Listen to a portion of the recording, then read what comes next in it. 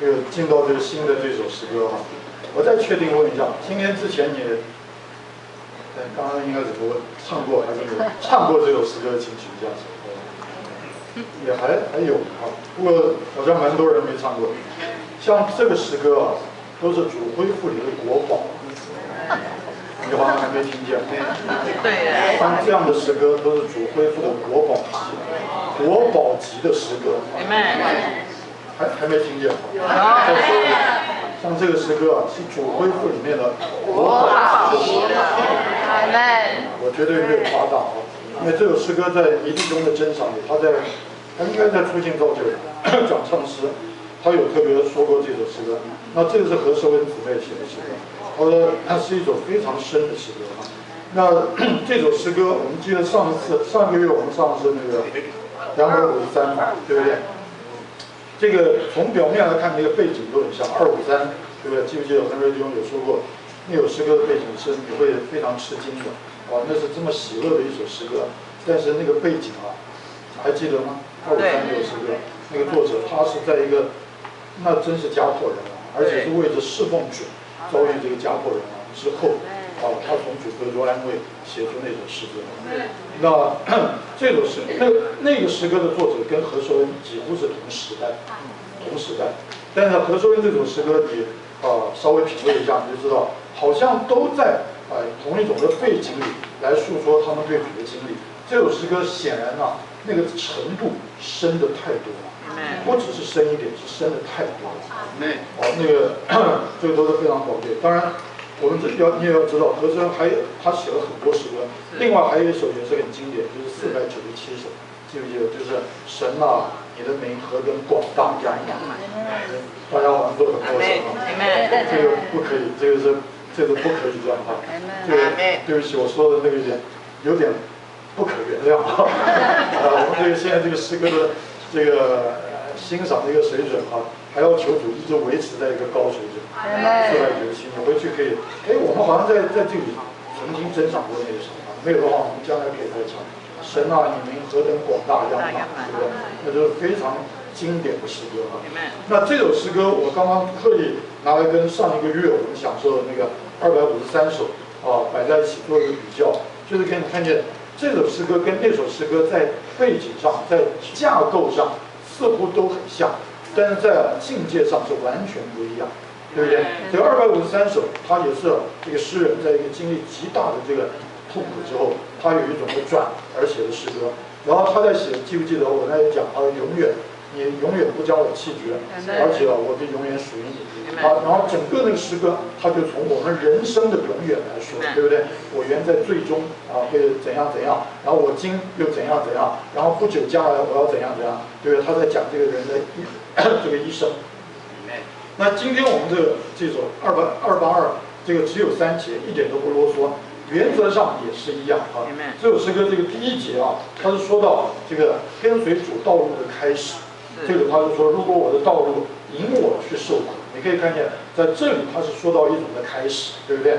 然后第2节呢，他就进一步了，就说到这个继续，他在这样一个受苦的这个道路里面，他就发现这条道路带给他什么呢？就是地乐消减。然后他就愿意求主多给天，对不对呢？然后就愿这个什么地的相填连结，若因你分裂，就愿你我之间连结更相填哈。那这些他就说到他开始在这条道路上，他一路往前所经历的事情。然后第3节呢就说到至终这样一个这个经历跟主一同来经历的人，最后他就要成为一个满了生命供应的人，对不对？所以他说这个最后1节，这条路虽然孤单，求你做我的伴最后一句，我就愿意在这里成为一个洁净的器皿，流出你生命你看没？他这首诗歌，他也是一样，好像有几个这个明确的这个时间点也说到其中的过程。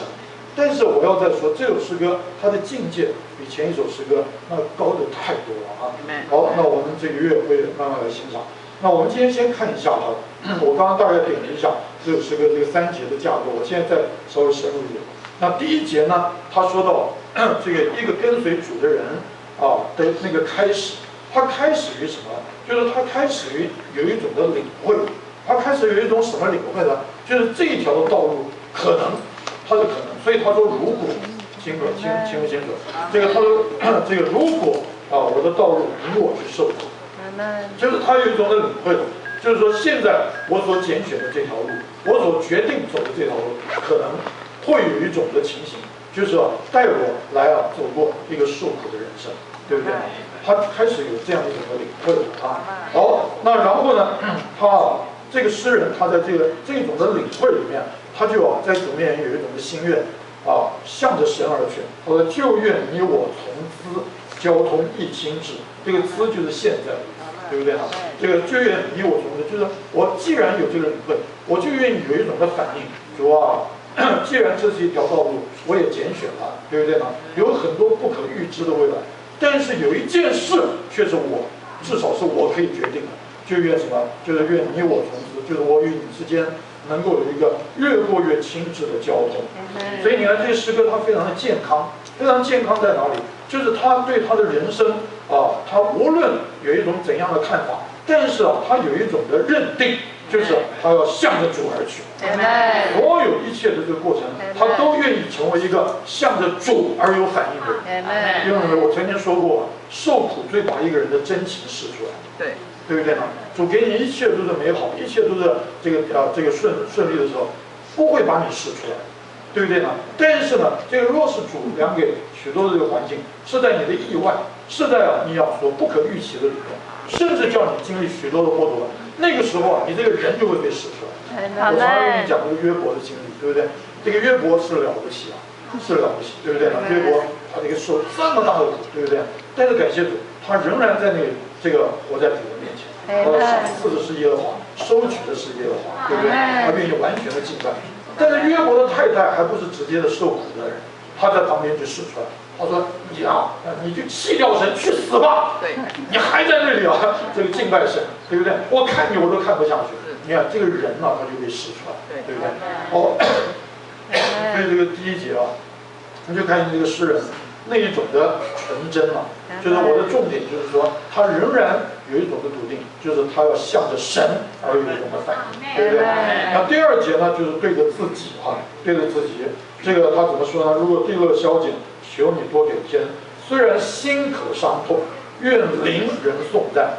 清楚吗？这就是我说他对自己这一面，他向着神，他有一种的反应。神虽然外面你可能命令我来立艰辛，弟兄姊妹，若是这个在我们我们就可能一个反应，这个神是不能信对不对？什么还我跟你交通从此更亲密，我都还没这么亲密了，我就已经在这里立艰辛了。那神我跟你是一个伴。对不对？从现在开始，井水不犯河水，对不对？我们大家彼此不侵犯，立下互不侵犯条约。但是弟兄姊妹，这个诗人那种纯正、纯净，对不对？他明知道可能他这一生主命令他立艰辛，反而他有一个反应：那我与你之间的交通更亲密，不得了，对不对？这是他向着神。第二节就是向着自己对不对？因为这里说愿意，虽然心可伤痛，这是他说到自己。对不对？但是愿意灵人赞颂，这是说到他自己，对不对？那第三节呢，就是对着人了，对不对？所以我刚刚讲说，当他这样经历一个过程之后，他就有一种的最终的结果，就是他成为一个洁净的器皿，向着人流出神丰盛活水的生命。没有时间了，我们下次再来。你看这个诗歌是不是太宝贵了？国宝不国宝？大家回答的非常软弱。如果我的道路引我去受苦，那就愿意你我之间越来越遥远，对不对？渐行渐远吧，对不对？今天我是准时了，我一听这诗歌我就知道不得了，这个路不能走。下一周我是不好意思不来，我就晚一点来。再下周我们散会前再来，再下周我就干脆不来，就渐渐挪移帐篷。求主怜悯我们，激励我们，叫我们有世人那样的纯正、那样的干净、那样的清洁。